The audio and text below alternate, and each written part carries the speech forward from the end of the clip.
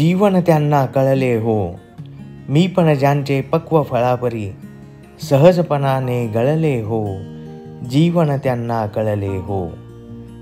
जळापरी मन निर्मळ ज्यांचे गेले तेथे मिळले हो, चराचरांचे होऊन जीवन स्नेहासम पाजळले हो, जीवन त्यांना कळले हो. सिंधू सम हृदयात जयांच्या रस सगळे आकळले हो, आपत्काली अनदीनांवर घन होऊनी जे वळले हो, जीवन त्यांना कळले हो.